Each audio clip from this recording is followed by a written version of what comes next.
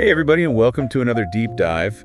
We're going to be tackling functional behavioral assessments today, or FBAs for short. FBAs? If you've ever felt like FBAs are a bit of a puzzle, well, get ready to feel like an FBA detective. Yeah. Because today we are diving deep into Chapter 10 of Behavior Analysis for Lasting Change to help you really understand and simplify these assessments. Awesome. We'll be following the story of Mrs. Mack, a fifth grade teacher, and one of her students, Kevin, as we break down the what, the why, and the how of FBAs. I like it. So by the end of this deep dive, you'll be able to not only define what an FBA is, but also understand its purpose and how to use it to create effective behavior intervention plans. Let's do it. All right, so let's set the stage. Okay. Our case study starts with Mrs. Mack. Okay. She's a fifth grade teacher, and she's having some trouble with one of her students, Kevin. Mm-hmm. She's tried all sorts of things to manage his behavior, but nothing seems to be working. Sounds like she's really focusing on the what Kevin is doing instead of the why. Right, and that's where this concept of functional comes into play. Uh-huh. So how do we define functional in the world of behavior analysis? Well, in behavior analysis, when we say functional, we're talking about the purpose of a behavior. So the why. We're trying to understand what that behavior is doing for the person, what need it's meeting. So it's like figuring out why our friend is always late. Exactly. There's got to be a reason, right? Exactly. Every behavior serves a purpose, even the ones we might consider negative or problematic. The key is to uncover that purpose. Makes sense.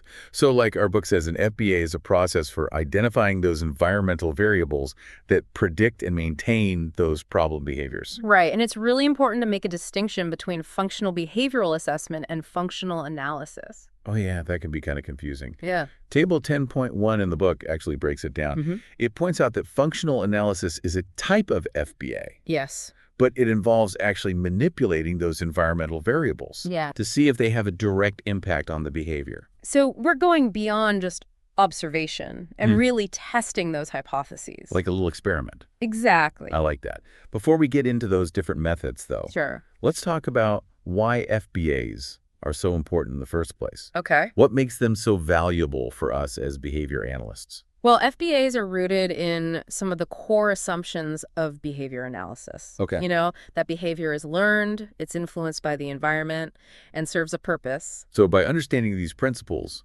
we can create much more effective interventions. Exactly. We're not just throwing spaghetti at the wall and seeing what sticks. Right. It's not a one-size-fits-all approach. Yeah, we're really tailoring the interventions to meet the specific needs of the individual. So going back to Mrs. Mack. Yes. Instead of simply trying to stop Kevin's behavior, an FBA would help her understand why he's acting out in the first place. Is he trying to escape something? Maybe. Is he trying to get attention? Could be. What's going on? Right. Those are the questions we want to answer. So how do we actually get to the bottom of these behavioral mysteries? Yeah. What tools do we have in our FBA detective kit? Well, the book talks about two main approaches. Okay. Indirect and direct assessments. So what's the difference between those two? With indirect assessments, we gather information from people who know the individual well, like teachers, parents, caregivers, therapists. Right, we're getting those eyewitness accounts. Exactly. That makes sense. We might conduct interviews, use questionnaires, or even rating scales. Interesting. And Table 10.2 actually lists some common indirect assessment tools. It does. In Kevin's case, they used a functional assessment interview. Right. And from that, they started to see a possible link between his behavior and escaping from demanding tasks. Very interesting. But I'm guessing indirect assessments aren't perfect. You're right, they do have some limitations. What kind of limitations? Well, they rely on people's perceptions and memories, which can be a little subjective. That's true. And sometimes even biased. Yeah, so that's where direct assessments come in. Exactly. We're going right to the source. Okay. We're observing the behavior as it occurs in the natural environment. Gotcha. And I see our book mentioned some cool tools for direct assessment. Yes. Like ABC analysis interval, recording scatter plots. Oh, very useful tools. Figures 10.2 and 10.3. Okay. And Table 10.3 go into more detail about those. They do. These tools help us identify those patterns and pinpoint what might be triggering the behavior. And the ABC analysis is particularly helpful. Okay, so let's break that down. Sure. What exactly does ABC stand for? So A stands for antecedent. Okay. That's what happens right before the behavior.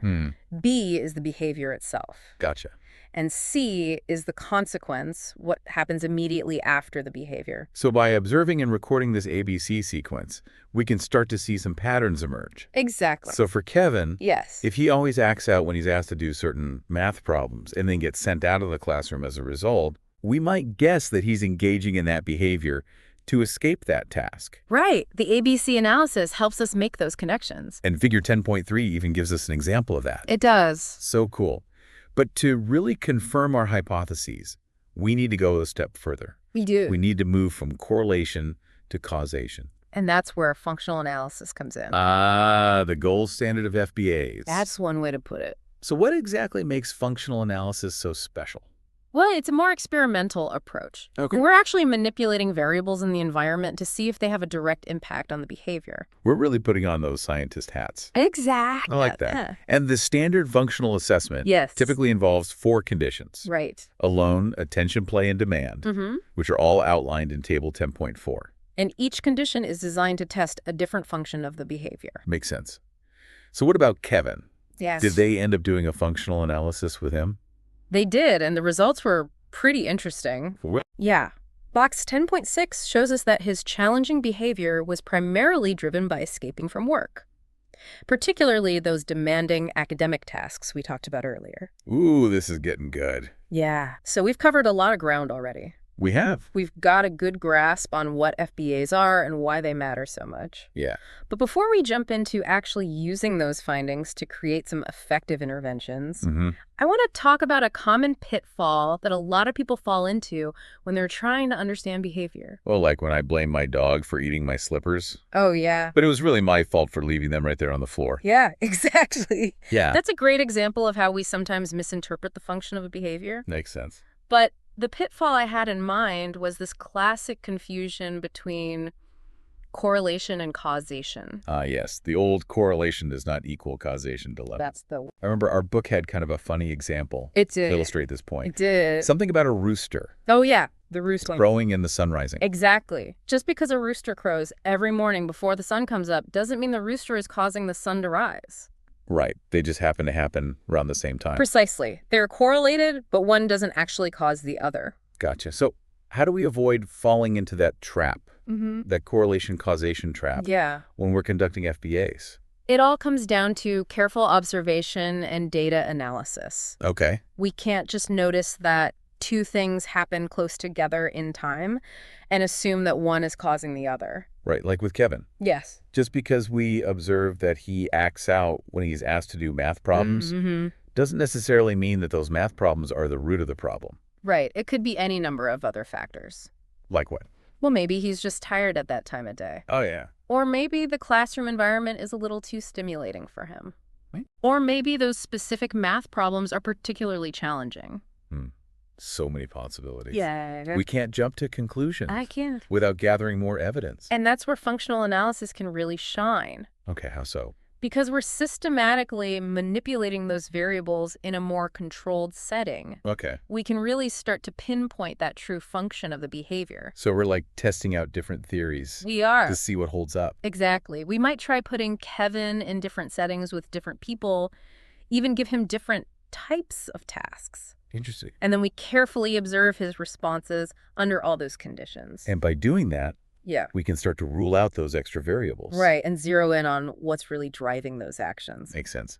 This actually reminds me of something else the book talked about. Oh, yeah. The importance of considering those biological and physiological influences on behavior. Oh, that's a crucial point. It's not just about the environment. Right. We can't ignore what's happening internally. What kind of things are we talking about here? Well, things like medical conditions, Okay. medication side effects, even basic physiological needs like hunger and sleep. Yeah. All of those things can have a huge impact on how someone behaves.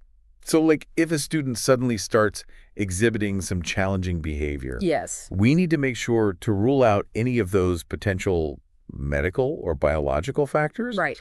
before we just assume it's all about the environment. Couldn't agree more. And while we're talking about things to keep in mind, Yeah. we also have to make sure we're getting informed consent Oh, before right. we start doing any assessments or interventions. That's a fundamental part of ethical practice. It is.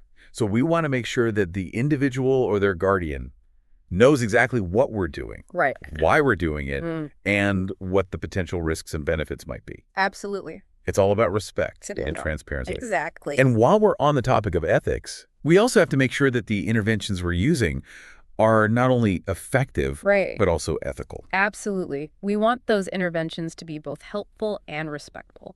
The book used a really good example to illustrate this point. Oh, yeah.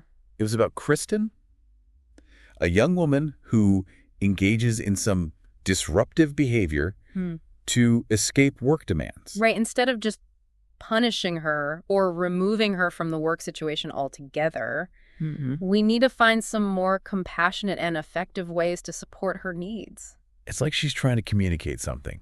She is. And our job is to listen. And try to understand. And then help her find a better way to express herself. Exactly. It's about shifting our perspective from seeing challenging behavior as something that needs to be eliminated Right. to viewing it as an opportunity for growth and understanding. I like that so much. So we've gathered our clues, Yeah. analyzed all the evidence, and hopefully we've identified that function of the behavior. Right. What's next? What do we do with all this information? Yeah, how do we take all this and turn it into a solid behavior intervention plan? A BIP. A BIP.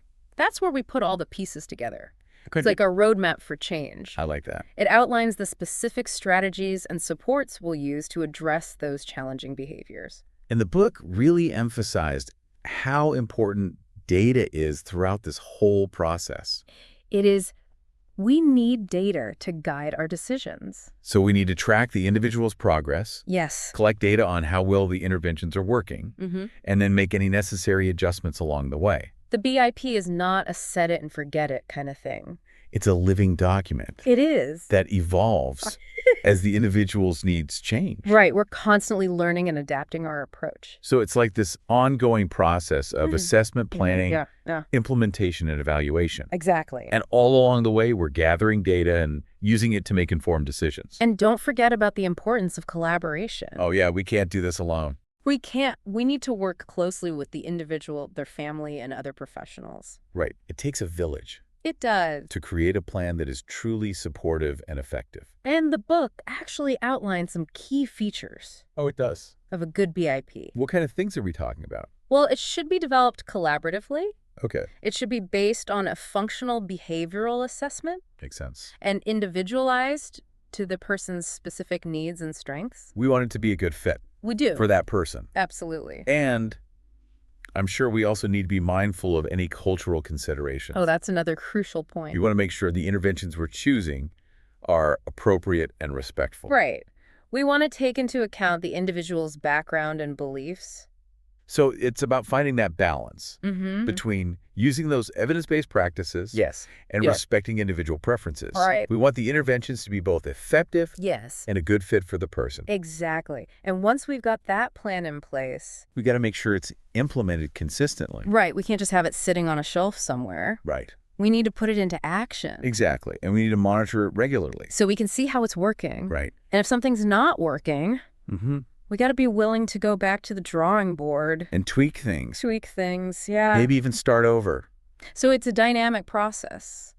It is. We're always evaluating, tweaking, and refining our approach. To make sure we're really meeting those individual needs in the best way possible. That's what makes applied behavior analysis so cool. I agree. It's data-driven, and it allows us to make real, meaningful changes in people's lives. Powerful stuff. This has been so fascinating. It has. But, as always, we want to leave you with something to think about. Okay. How can understanding the function of behavior not only help us address those challenging situations, Right. but also help us create environments where those challenging behaviors are less likely to happen in the first place? Yeah. So how do we make that shift Okay. from being reactive to proactive when it comes to behavior? Think about Kevin again. Okay. Once we understand that his behavior is mainly about getting away from those demanding tasks, we can start making changes to his environment All right. or teach him new skills to make those tasks less aversive to him. So instead of waiting for him to act out, Yeah, we can sort of anticipate his needs and set him up for success from the beginning. exactly. I like that. It's kind of like if you know your friend is always late because they're not great with time management, you wouldn't get frustrated every time they're late. Right. You would try to help them get better at managing their time. Or just build an extra time for travel. Yes. I love that. Yeah. And speaking of helpful resources, Yeah. our book has this awesome table, It does. table 10.6, that lists all sorts of different intervention strategies based on the function of the behavior. It's like a cheat sheet for creating effective BIPs. I love a good cheat sheet. Don't we all? And we can't forget about those ethical considerations either. Of course not. Box 10.7 reminds us to choose interventions that are socially acceptable and respect the individual's dignity. So important. It's like the difference between just telling your friend, be on time, versus actually helping them figure out how to manage their time. Yeah. One is about control, Right. and the other one's about empowerment. Exactly. And that empowerment piece is so important. It is. When we involve the individual in the process, the whole FBA and BIP process, Yeah. it creates a sense of ownership. Right. They're more invested in the outcome. Which increases the chances of success. Absolutely. It's a team effort. So as we wrap up our deep dive into FBAs, Yes. what are some key takeaways for our listeners? I think the biggest one is that FBAs are really powerful tools for understanding and addressing challenging behavior. Absolutely. But they require careful planning, thoughtful execution, and a constant focus on ethical considerations. We can't just jump into interventions without first understanding the why. Right. We've got to be those detectives gathering evidence and analyzing data. And constantly refining our approach. Exactly. And remember, it's not a one-time thing. Right. It's an ongoing process. We're always monitoring, evaluating, Yes. making those adjustments as needed. The goal is to create meaningful and lasting change I love that. for the individuals we serve. Well said. This has been such a fantastic exploration of FBAs. It really has. Thanks for joining us on this deep dive, and we'll see you next time. See you, bye.